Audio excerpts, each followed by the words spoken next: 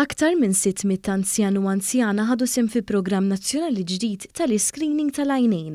Fl-ewwel 3 xhur minn meta beda fi klinika ġdida fir-residenza San Vincenz de Paul. Hawnhekk bdew jiġu nnutati diversi problemi bħal glawkoma, l-affetti tad-diabete fuq ir-retina u l-kataretti li huma fost l-aktar kawżi komuni li jwasslu għal problemi fil-vista.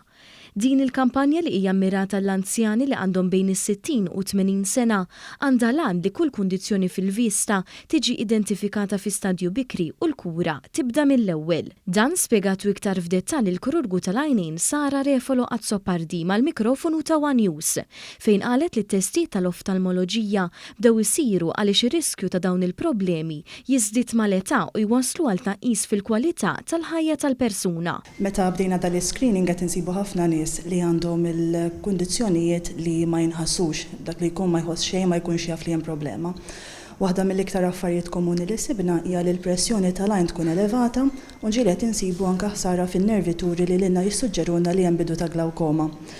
Kondizzjonijiet oħrajn ukoll li sibna traċċi ta' zokkor fuq il-wara tal-għajn, again f'persuni li ma kinux jafu li għandhom it-zokkor, u sibna wkoll dbajja fuq il-wara tal-għajn jew effetti ta' żmien fuq ir-retina.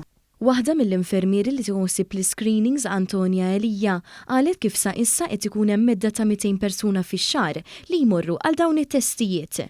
Wara r-riżultati jiġu eżaminati minn tabib speċjalista fil-kura tal-għajnejn biex imbagħad il-pazjenti jirċievu ittra li tinfurmhom dwar ir-riżultat u jekk hemm bżonn ta' testijiet ulterjuri. L-screening qed isir fiċ-ċentru tal-kura ġerjatrika f'San Vincenz de Paul u l-anzjani eliġibbli jiġu notifikati mill-awtoritajiet biex jieħdu sehem f'dan il-programm. Għandna sistema kompjuterizzata li tażilna l-klijenti, morru b'lokalità, nibgħatulhom invit fejn f'dan l-invit intuhom appuntament u nħeġġuhom biex jiġu għal dan l-screening.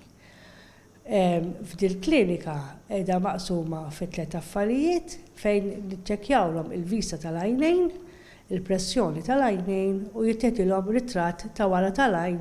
Il-kirurgu appellat lill-anzjani kollha li qatt ma għamlu vista jew ilhom ma jiċċekkjaw għajnejhom biex jilqgħu l-istedin għal dan l-screening biex jekk ikun hemm xi problema tkun tista' tiġi trattata qabel ma l-vista tkun affettwata.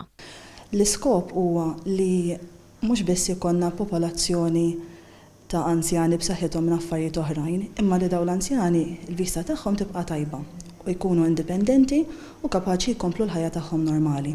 Għalhekk nixtieq inħeġġeġ in-nies biex jattendu meta nċemplu għal dal-screening biex jekk hemm problema naqbduha qabel ma taffettwa l-vista. Anzjani Awċin qed ikollhom l-screening skedat fil-klinika l-ġdida ta' Dar Padova f'Ajnsielem.